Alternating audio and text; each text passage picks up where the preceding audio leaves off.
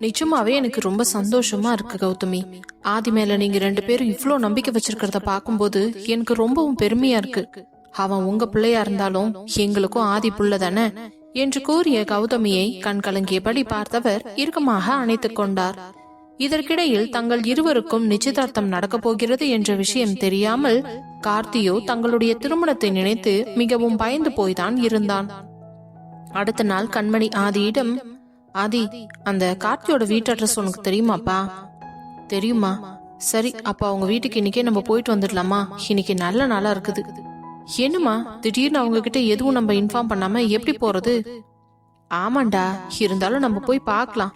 அவங்க எங்க போக போறாங்க? வீட்டுல தானே இருக்க போறாங்க. சரிம்மா, அப்போ வைஷு? இல்லப்பா, வைஷு அவ்வளவு தூரம் அலைய வைக்கிறது எனக்கு சரியா படல. அதனால அவ வீட்லயே இருக்கட்டும். இல்லம்மா, என் பொண்டாட்டி இந்த வீட்டோட ஒரே மருமக. அவ இல்லாம எந்த விஷயமும் நடக்கிறதுல எனக்கு சுத்தமா விருப்பம் இல்ல. அவனுக்கும் கண்டிப்பா அது பிடிக்காது. என்னப்பா இப்படி சொல்ற? அவளோட நிலைமைய பார்த்து தானே நான் இப்படி சொன்னேன்.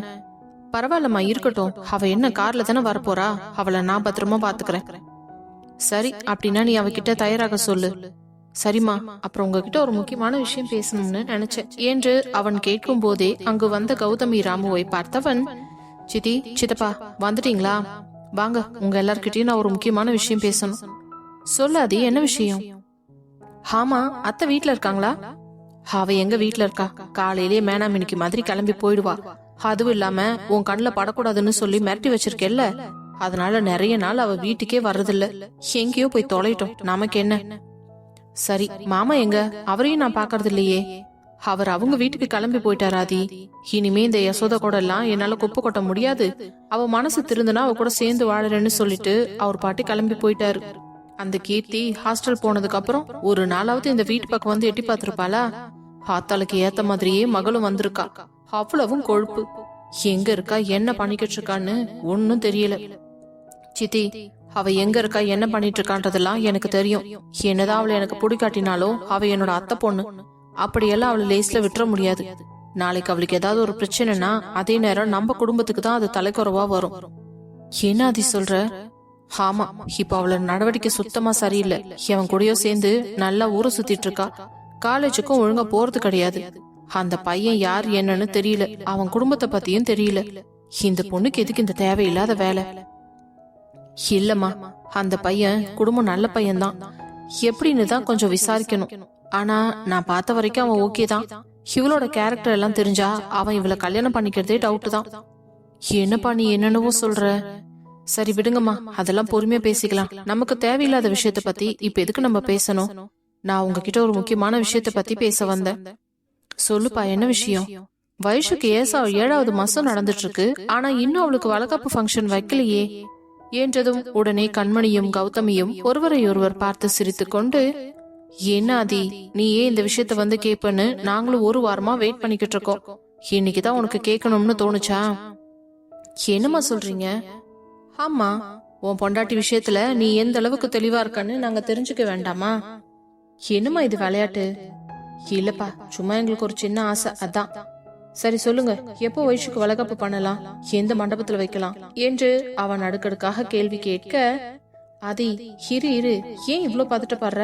நாங்க 4 பேரும் யோசிச்சு ஒரு முடிவு எடுத்து வச்சிருக்கோம். என்ன முடிவு? நம்ம வைஷுக்கு இப்ப 7 மாசம் ஆகுது இல்லையா? பிரியங்காவுக்கு 5வது மாசம் தொடங்கிடுச்சு. சரி, அப்போ பிரியங்காவுக்கு 7வது மாசம் தொடங்கும் போது வைஷுக்கு 9வது மாசம் தொடங்கும் இல்லையா? ஆமா, அதுக்கு என்ன இப்போ? அதான் 2 பேருக்கும் சேர்த்து ஒன்னா வளகாப்பு பண்ணிடலாம்னு இருக்கும் என்றதும் ஆதி புருவம் சுருக்கியவன், ஏமா அப்படி? இப்பவே வைஷுக்கு ஃபர்ஸ்ட் வச்சிட வேண்டியது தானே, அப்புறம் பிரியங்காவுக்கு செஞ்சுக்கலாம் இல்ல? இல்லப்பா, அக்காக்கும் தங்கச்சிக்கும் ஒன்னாவே சேர்ந்து செய்யணும்னு எங்களோட ஆசை. இத நாங்க இன்னும் சம்மந்தி அம்மா கிட்ட கூட பேசல. அதனால எங்க மனசோட வச்சிருக்கோம். இத பத்தி நாங்களே உன்கிட்ட பேசி கலந்து முடிவெடுக்கணும்னு நினைச்சோம். இல்லம்மா, எனக்கு என்னவோ இது சரியா படல. ஏன்பா? 9வது மாசங்கிற போது வைஷுக்கு அவ்வளவு ஃப்ரீயா இருக்காதுமா. அவளால கம்ஃபர்டபுளா இருக்க முடியாது.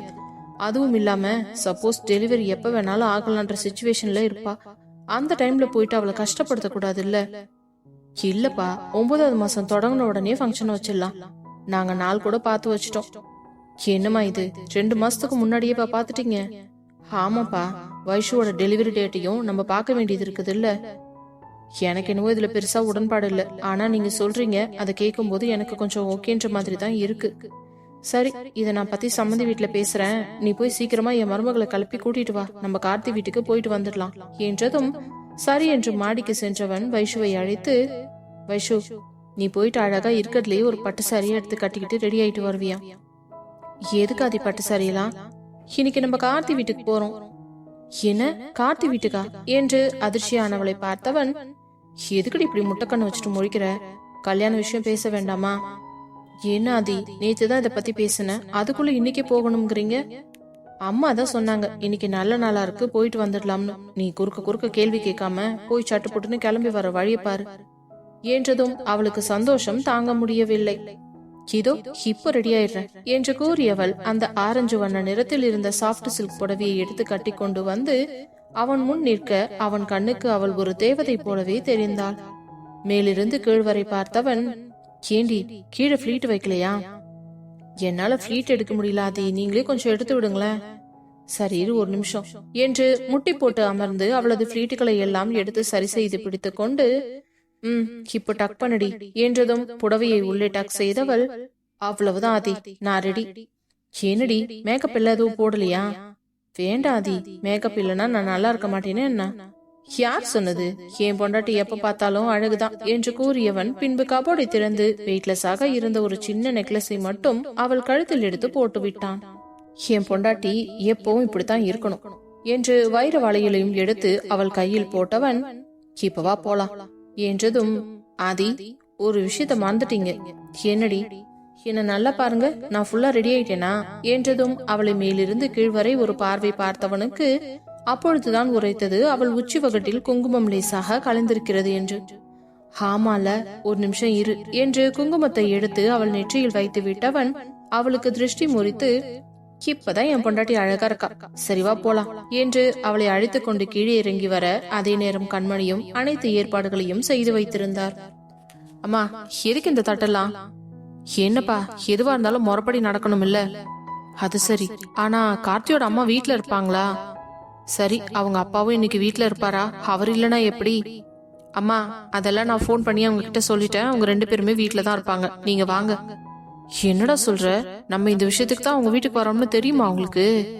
அதெல்லாம் தெரியாது, ஒரு முக்கியமான விஷயம் பேசணும், நீங்களும் உங்க ஹஸ்பண்டும் வீட்லயே இருங்கன்னு போன் பண்ணி சொல்லியிருக்கேன் என்றதும், இந்த விஷயத்துல எல்லாம் ஆதி அடிச்சுக்க ஆளே கிடையாது என்று கூறிவிட்டு அனைவரும் புறப்பட்டு காரில் செல்ல அப்போது வைஷ்ணவியோ ஆதியையே வைத்த கண் வாங்காமல் பார்த்து கொண்டிருந்தாள். எதுக்கு இப்படி என்ன பார்த்துட்டே இருக்க என்று கேட்க, இல்லாதி, இன்னைக்கு ரொம்ப அழகா இருக்கீங்க, அதான் உங்களை பார்த்துட்டே இருக்க. அப்படி பார்த்தா இன்னைக்கு நீதான் தேவதை மாதிரி இருக்க என்று கூறியவன் அவள் கன்னத்தை பிடித்து கிள்ளி முத்தம் கொடுக்க, அது சரி, இதுக்குதான் எப்ப பாரு மத்தவங்கள தனியா வேற ஒரு கார்ல கழட்டி விட்டுட்டு என்ன கூட்டிட்டு வரீங்களா? ஆமா, இல்லன்னா இப்படி ஃப்ரீயா இருக்க முடியாது இல்ல. பின்னாடி அப்பா அம்மா இருந்தாங்கன்னா கொஞ்சம் சங்கடமா இருக்காது? என்ன ஆதி, அதுக்கெல்லாம் சங்கடப்படுற ஆளா நீங்க? அது என்னவோ கரெக்ட் தான், யார் இருந்தா எனக்கு என்ன, என் பொண்டாட்டியை எப்ப கொஞ்சணும்னு தோணுதோ அப்ப நான் கொஞ்சிட்டு தான் இருப்பேன் என்று விட்டு ரோட்டை பார்த்து வண்டியை ஓட்டியவன் சிறிது நேரத்திலேயே கார்த்தியின் வீட்டின் முன்பு சென்று நின்றான். அவர்கள் வந்தது இன்னொரு காரும் வந்து நிற்க காரின் ஹாரன் சத்தம் கேட்டவுடன் கார்த்தி அப்பாவும் அம்மாவும் வெளியே வந்து அவர்களை வரவேற்றனர். வாங்க வாங்க, எல்லாரும் உள்ள வாங்க என்றவர் வைஷுவின் அருகில் வந்து, வைஷு எப்படி இருக்கமா? நான் நல்லா இருக்கேன் ஆண்டி, நீங்க எப்படி இருக்கீங்க? நானும் நல்லா இருக்கேன். இது எத்தனாவது மாசம்? 7 மாசம் ஆகுது ஆண்டி. சூப்பர்மா. சரி, ஃபர்ஸ்ட் எல்லாம் உள்ள வாங்க என்று அவர்களை அழைத்து அமர வைத்தவர் குடிப்பதற்காக தண்ணீர் கொடுக்கவும் அதை வாங்கி குடித்து முடித்ததும் இவர்கள் எதற்காக வந்திருக்கிறார்கள் என்று புரியாமல் கார்த்தியின் அப்பாவும் அம்மாவும் திருத்திருவென்று முடித்துக் கொண்டிருந்தனர். அப்பொழுது கண்மணியே பேச்சை தொடங்கினார். இங்க பாருங்க, உங்ககிட்ட ஒரு முக்கியமான விஷயம் பேசுறதுக்காகத்தான் நாங்க குடும்பத்தோட புறப்பட்டு வந்திருக்கோம் என்றவர் விஸ்வநாதனை பார்த்து, என்னங்க நீங்களே சொல்லுங்களேன். சரி கண்மணி, நான் பேசிக்கிறேன் இரு என்றவர் கார்த்தியின் அப்பாவிடம், இங்க பாருங்க சார், எங்க பொண்ணு அணுவ தெரியுமில்ல உங்களுக்கு? தெரியும் சார், அதான் கார்த்திக் அவு விஷயம் எல்லாம் ஒன்னா தானே படிக்கிறாங்க. ஆமா, எங்க அணுவுக்கு நாங்க கல்யாணம் பண்ணலாம்னு முடிவு பண்ணிருக்கோம். அதான் உங்க புள்ள கார்த்திக முறைப்படி மாப்பிள்ளை கேட்டு போலாம்னு வந்திருக்கோம் என்றதும் இருவரும் திருத்திருவென்று முடித்துக் கொண்டிருக்க அதை பார்த்த ஆதி, இங்க பாருங்க சார், எனக்கு இருக்கிறது ஒரே தங்கச்சி, அவளோட கல்யாணம் அவ இஷ்டப்படி நடக்கணும்னு ஆசைப்படுறேன். என்ன சொல்றீங்க ஆதி? எங்களுக்கு ஒண்ணுமே புரியலையே. நான் சுத்தி வளைக்காம டைரக்டா விஷயத்துக்கு வரேன். கார்த்தியும் என் தங்கச்சி அனுவும் ஒருத்தருக்கு ஒருத்தர் சின்சியரா லவ் பண்றாங்க என்றதும் இருவருக்கும் அதிர்ச்சியாகிவிட்டது. என்ன, கார்த்தி லவ் பண்றானா? எப்போ இருந்து? இப்போ கொஞ்ச நாளாதான் போயிட்டு இருக்கு. என் தங்கச்சி என்கிட்டதான் வந்து முதல்ல சொன்னான். நானும் கார்த்தியும் நல்ல பையன்தான், தாராளமா அவனை உனக்கு கல்யாணம் பண்ணி வைக்கிறேன்னு வாக்கு கொடுத்துருக்கேன். ஆனா இந்த விஷயம் கார்த்திக்கு தெரியாது. அதுக்கு முன்னாடியே உங்ககிட்ட இதை பத்தி பேசி முடிவெடுத்துட்டு போலாம்னு தான் இன்னைக்கு நாங்க குடும்பத்தோட வந்திருக்கோம் என்றதும் அவர்கள் இருவரும் அமைதியாக இருக்க, அப்பொழுது வைஷு எழுந்து சென்று கார்த்தியின் அம்மாவின் கையை பிடித்தவள், என்ன ஆண்டி யோசிக்கிறீங்க? என் நாத்தனார் எவ்வளவு நல்ல பொண்ணு தெரியுமா? நிச்சயமா இந்த வீட்டுக்கு நல்ல மருமகளாவும் கார்த்திக் ஒரு நல்ல பொண்டாட்டியாவும் இருப்பா. நீங்க அவளை நினைச்சு கவலைப்படாதீங்க. இல்லம்மா, எனக்கு முன்னாடியே கொஞ்சம் டவுட் இருந்துச்சு. ஏன்னா கார்த்தி அணுவை பத்தி பேசும்போதெல்லாம் அவன் முகம் கொஞ்சம் பிரகாசம் அடையறத நானே பல தடவை பார்த்திருக்கேன். அப்போ எனக்கு டவுட் இருந்துச்சுதான். ஆனா நீங்க எல்லாம் பெரிய இடம், கண்டிப்பா இதுக்கு ஒத்துக்க மாட்டீங்கன்ற மாதிரி எனக்குள்ள ஒரு பயம் இருந்துச்சு. அதனால என் பையனுக்கு தேவையில்லாம ஏதாவது பிரச்சனை வருமோன்னு நினைச்சிட்டு இருந்தேன். ஆனா திடுப்புன்னு நீங்க இப்படி வந்து கேட்டதும் எங்களுக்கு கையும் ஓடல காலும் ஓடல என்று கூறவும், உடனே விஸ்வநாதன் கார்த்தியின் அப்பாவிடம், இங்க பாருங்க சார், எங்களை பொறுத்த வரைக்கும் மனுஷங்க தான் முக்கியம், காசு பணம் எல்லாம் முக்கியமே கிடையாது. எங்க வீட்டுக்கு வரப்போற மருமக ஒரு நல்ல குடும்பத்துல இருந்து வரணும்னு நினைச்சோமே தவிர வசதியான குடும்பத்துல இருந்து வரணும்னு நினைக்கல. அப்படி நினைச்சுதான் வைஷ்வி எங்க பையனுக்கு கல்யாணம் பண்ணி வச்சிருக்கோம். அதனால இந்த காசு பணம் ஸ்டேட்டஸ் எல்லாம் நாங்க பார்க்க மாட்டோம். இப்போ எங்க அணுவுக்கு கண்டிப்பா கார்த்திக் கரெக்டான ஜோடியா இருப்பான்னு முடிவெடுத்து தான் உங்க வீட்டை தேடி வந்திருக்கோம். நீங்க யோசிச்சு ஒரு நல்ல முடிவா சொல்லுங்க என்றதும் அவர்கள் இருவரும் ஒருவரையொருவர் பார்த்து கொண்டு கண்ணாலேயே பேசிக் கொண்டனர். ஒன்னும் பிரச்சனை இல்ல, நீங்க கொஞ்சம் யோசிச்சுட்டு கூட எங்களுக்கு போன் பண்ணி கூட தகவல் சொல்லுங்க, அப்போ நாங்க கிளம்புறோம் என்று கண்மணி எழுந்து நிற்பதை பார்த்ததும் உடனே கார்த்தியின் அம்மா பதறிக்கொண்டு, இல்ல எல்லாரும் ஒரு நிமிஷம் உட்காருங்க, எங்களுக்கு எங்க பையனோட சந்தோஷம் தான் முக்கியம். அவன் உங்க வீட்டு பொண்ணதான் கல்யாணம் பண்ணிக்கணும்னு ஆசைப்படுறானா, நிச்சயமா அதுக்கு நான் குறுக்க நிக்க மாட்டேன். இதுல இன்னொரு விஷயம் என்னன்னா, உங்க அளவுக்கு வசதி எங்க வீட்டுல இல்ல. உங்க வீட்டு பொண்ணால கண்டிப்பா இங்க வந்து அட்ஜஸ்ட் பண்ணிக்க முடியுமா? ஏன்னா காதலிச்சு கல்யாணம் பண்றதெல்லாம் கொஞ்ச நாள் வரைக்கும் நல்லா தான் இருக்கும். ஆனா கல்யாணம் ஆகி கொஞ்ச நாளைக்கு அப்புறம் தான் இந்த வசதி வாய்ப்பு பணம் எல்லாம் தேட ஆரம்பிக்கும். இதனால தேவையில்லாம பிரச்சனை வந்து 2 பேரும் தனித்தனியா நிக்கிறத விட முன்னாடியே தெளிவா பேசிடுறது நல்லது என்றதும் ஆதி வேகமாக எழுந்து நின்று, இங்க பாருங்க மேடம், நான் அணுகிட்ட எல்லாமே தெளிவா பேசிட்டு தான் அவ கல்யாணத்துக்கே ஓகே சொன்னேன். அவளுக்கு கார்த்தியும் உங்களையும் இந்த வீட்டையும் தான் பிடிச்சிருக்கே தவிர அவ வசதிக்கு இங்க எதுவும் வேணும்னு ஆசைப்படவே இல்ல. இந்த மாதிரி வசதிக்கு அவ ஆசைப்படவும் இல்ல. என் தங்கச்சியை நாங்க அப்படித்தான் வளர்த்துருக்கிறோம். அதுவும் இல்லாம என் தங்கச்சியை கல்யாணம் பண்ணி அனுப்பும் போது அப்படியெல்லாம் சும்மா வெறும் கையோட அனுப்ப மாட்டோம். அவளுக்கு என்ன எல்லாம் தேவையோ எல்லாமே கொடுத்துதான் அனுப்புவோம். இல்ல தம்பி, நான் அத பத்தி எல்லாம் பேசல. நீங்க அப்படியெல்லாம் எதுவும் கொடுக்க வேண்டாம். அது எப்படி மேடம், எனக்கு இருக்கிறது ஒரே தங்கச்சி, அவளுக்கு செய்யாம நான் வேற யாருக்கு செய்ய போறேன்? நான் சம்பாதிக்கிறது எல்லாமே என் குடும்பத்துக்காகத்தான். என் தங்கச்சிக்கு, என் மனைவிக்கு, என் அப்பா அம்மா, நாளைக்கு எனக்கு பிறக்க போற குழந்தைக்கு எல்லாத்துக்கும் தான். அப்படி இருக்கும் பொழுது அவளோட கல்யாணத்தை அப்படியெல்லாம் அவ்வளவு லேஸ்ல விட்டுற மாட்டேன்.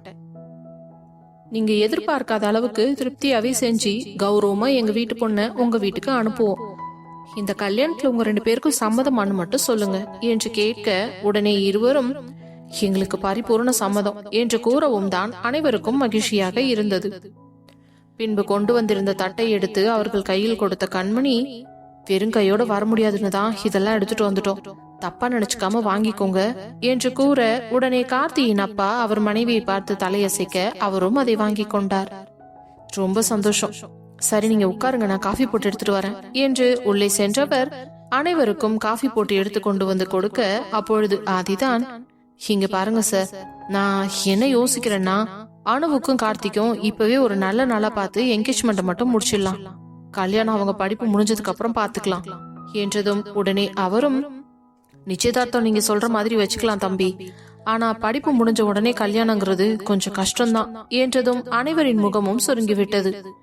அப்பொழுது ஆதி, எதுக்காக இப்படி சொல்றீங்கன்னு நான் தெரிஞ்சுக்கலாமா? இல்ல, படிப்பு முடிஞ்ச உடனே முதல்ல வேலைக்கு போகணும், அதுக்கப்புறம் தான் கல்யாணம் பண்ணணும். எந்த வேலை வெட்டியும் இல்லாம அவனுக்கு கல்யாணம் பண்ணி வச்சுட்டா நாளைக்கு அவன் பொண்டாட்டியோட தேவையை எப்படி நிறைவேற்றி வைப்பான்? அதுக்காகத்தான் சொல்றேன் என்றதும் அவரை பெருந்தன்மையாக பார்க்க, அப்பொழுது ஆதியோ, இங்க பாருங்க சார், நீங்க அதை பத்தி எல்லாம் கவலைப்படாதீங்க. கார்த்திக்கு விருப்பம் இருந்தா கண்டிப்பா என் கம்பெனில ஒர்க் பண்ணலாம்.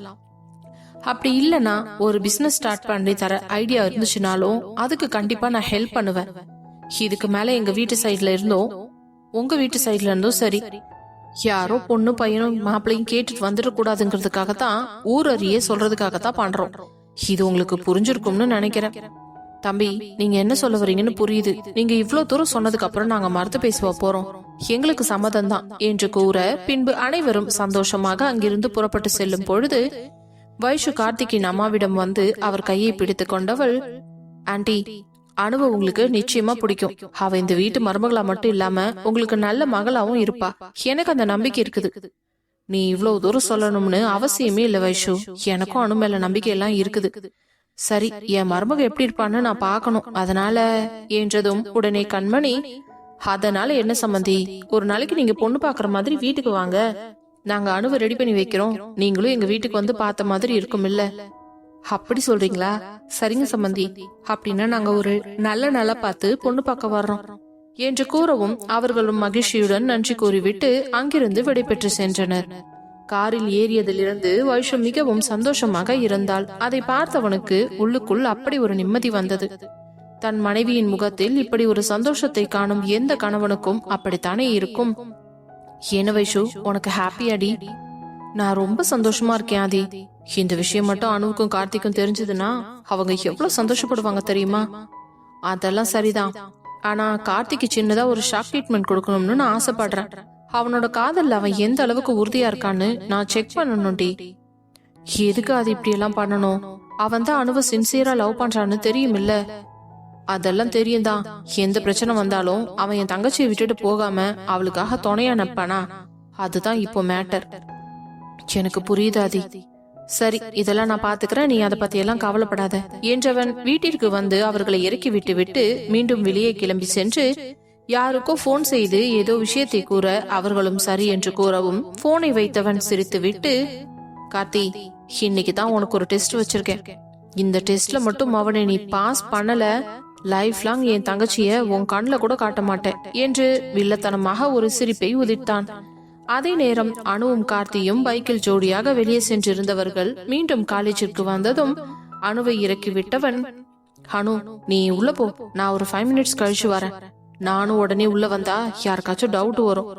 சரிடா, நான் போறேன் என்றவள் வேகமாக கல்லூரிக்குள் சென்று விட, சிறிது தூரம் சென்று வண்டியை நிறுத்திவிட்டு தனது போனை எடுத்து அவனும் அவளும் சேர்ந்து செல்ஃபி எடுத்துக் கொண்டிருந்த புகைப்படங்களை பார்த்து கொண்டிருந்தான். அப்பொழுது அவன் அருகே வேகமாக ஒரு பெரிய கார் ஒன்று வந்து நிற்க, அதை பார்த்து ஒரு நிமிடம் தடுமாறியவன் என்ன என்று சுதாரிப்பதற்கு முன்பே அவனை தூக்கி அந்த காருக்குள் போட்டுக்கொண்டு அந்த கார் வேகமாக அங்கிருந்து புறப்பட்டு சென்றது.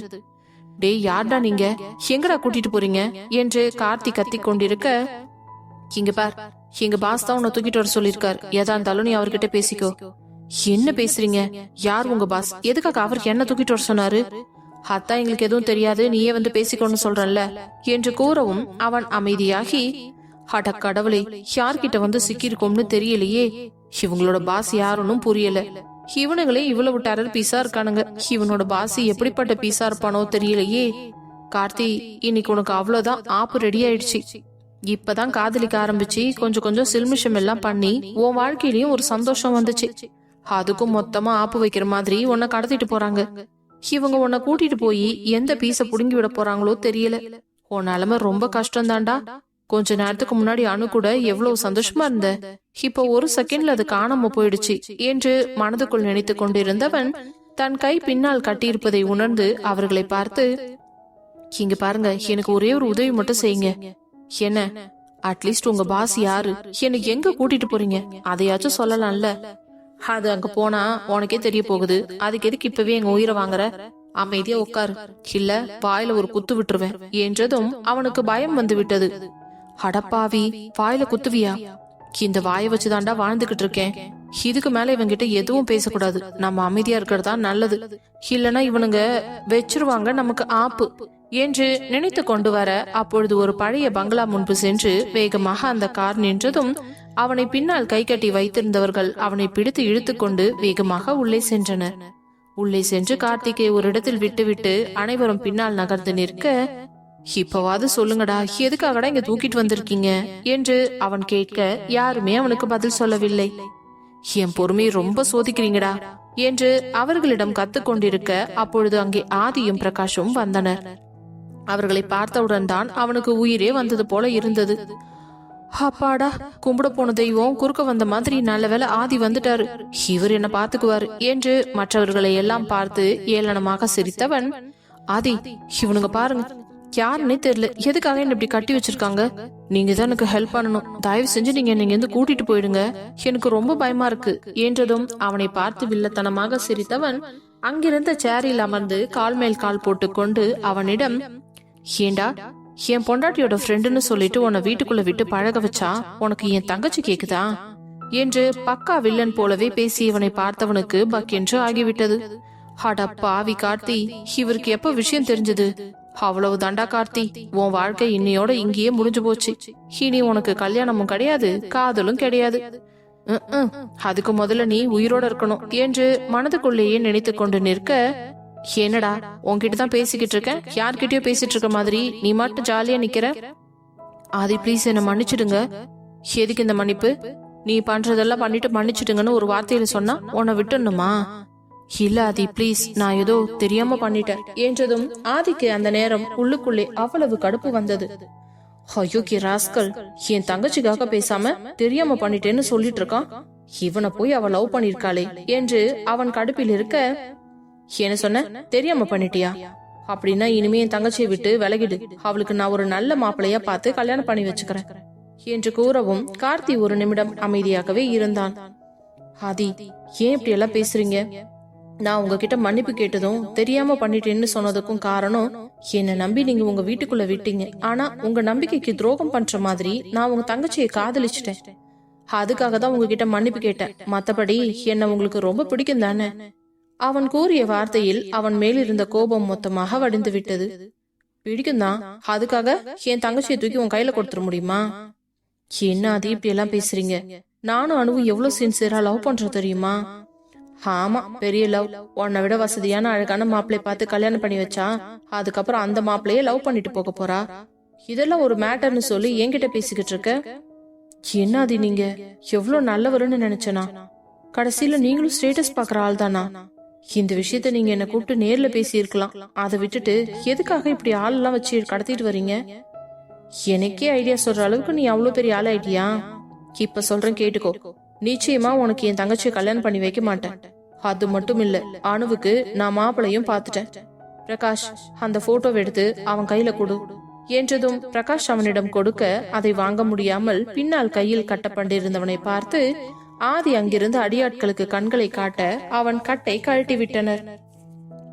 அவன் அந்த போட்டோவை வாங்கியவன் பார்க்காமலேயே படபடவென்று கிழித்து போட்டான். ஏய் கார்த்தி, என்ன பண்ணிக்கிட்டு இருக்க? நீ போட்டோ கிழிச்சிட்டா இந்த கல்யாணம் நின்னுடுமா? இந்த கல்யாணத்தை நான் நடக்க விட மாட்டேன் மிஸ்டர் ஆதி சார். நீங்க என்ன நினைச்சிட்டு இருக்கீங்க? உங்ககிட்ட காசு பணம் இருந்தா நீங்க எல்லாம் ரொம்ப பெரிய ஆளு, காசு பணம் இல்லாத நாங்கெல்லாம் உங்ககிட்ட பயந்து போவோம்னு நினைச்சிட்டு இருக்கீங்களா? என் உயிரே போனாலும் சரி, என் அணுவை யாருக்கும் விட்டு கொடுக்கறதுக்கு நான் தயாரா இல்ல. இந்த நிமிஷமே நீங்க என்ன கொண்டு போட்டா கூட எனக்கு அதை பத்தி எல்லாம் கவலை இல்ல. ஆனா நான் தைரியமா சொல்லுவேன், உங்க தங்கச்சியை தான் நான் லவ் பண்றேன், அவளைத்தான் கல்யாணமும் பண்ணிக்குவேன் என்றதும் அவனை பார்த்து எரிப்பது போல முறைத்தவன், பிரகாஷ் இவன் இப்படித்தான் பேசுவான்னு எனக்கு தெரியும், இன்னொரு காப்பி இருக்குல்ல மாப்பிள்ளையோட போட்டோ, அதை எடுத்து அவன்கிட்ட கொடு. இங்க பாரு, நீ என்ன வேணாலும் டயலாக் பேசு, எனக்கு அதை பத்தி எல்லாம் கவலை இல்ல.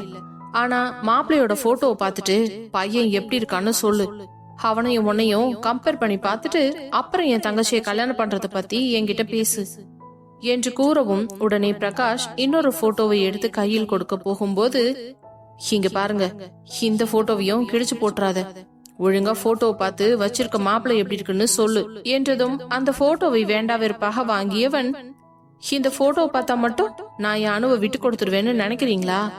முதல்ல மாப்பிள்ளை எப்படி இருக்காருன்னு பார்த்து சொல்லுடா ஸ்டூபிட் என்று கூற உடனே பதட்டத்துடன் அந்த போட்டோவை வாங்கி கவரில் இருந்து பிரித்து பார்க்க அதில் அவனது புகைப்படம் இருந்தது. அதை பார்த்தவனுக்கு மிகவும் மகிழ்ச்சி. பதட்டமாக ஆதியை நிமிர்ந்து பார்த்தவன், என்னது இதுல என்னோட போட்டோ இருக்கு? என் தங்கச்சிக்கு பார்த்திருக்க மாப்பிள்ளையே நீ தானே, அப்போ உன் போட்டோ தானே இருக்கும் என்று சிரித்து கொண்டே கூற, என்ன அதி விளையாட்டு இது, கொஞ்ச நேரத்துல எனக்கு உயிரே போச்சு தெரியுமா? ஆமா, இது நான் உனக்கு வச்ச சின்ன டெஸ்ட் தான்.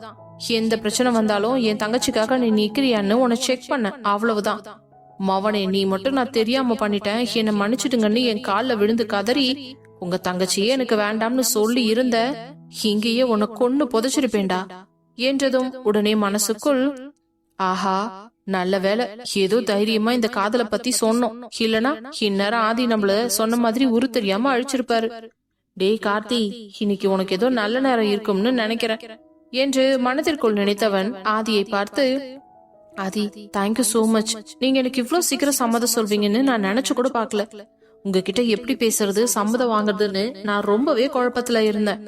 அது மட்டும் இல்லாம இந்த விஷயத்த நான் எப்படி எங்க வீட்டுல சொல்றதுன்னு வேற பயந்துகிட்டு இருந்தேன் என்றவனை பார்த்து சிரித்தவன், அடே பயந்தாங்கொழி, நீ சரியான தொடநடுங்கின்னு எனக்கு தெரியும். ஆனா என் தங்கச்சி விஷயத்துல நீ அந்த மாதிரி இல்ல, துணிச்சலான ஒரு ஆம்பளையாத்தான் இருக்க.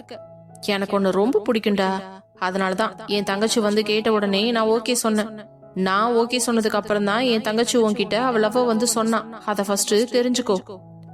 அடி கிராதகி, இது தெரியாம போச்சே. நான் கூட என்னடா எலி அம்மனமா ஓடுதுன்னு நினைச்சேன், இப்பதானே தெரியுது என்று மனசுக்குள் நினைத்தவன் அமைதியாக இருக்க, இப்போ என்னடா யோசிச்சுட்டு இருக்க? இல்ல, அம்மா அப்பா கிட்ட இந்த விஷயத்த பத்தி எப்படி சொல்றது, இப்பதான் படிச்சுக்கிட்டு இருக்கேன். திடீர்னு போய் காதல் கல்யாணம்னு சொன்னா அவங்க பயந்துருவாங்கல்ல. அந்த ஈர வெங்காயம் எல்லாம் எங்களுக்கு தெரியும். இன்னைக்குதான் நாங்க குடும்பத்தோட போய் அணுக்கொண்ட மாப்பிள்ளை கேட்டுட்டு வந்திருக்கோம். உங்க அம்மா அப்பாவும் சம்மதம் சொல்லிட்டாங்க. கூடி சீக்கிரமே ஒரு நல்ல நாளா பார்த்து உங்க 2 பேருக்கும் நிச்சயதார்த்தம் ஏற்பாடு பண்ணிருக்கோம்.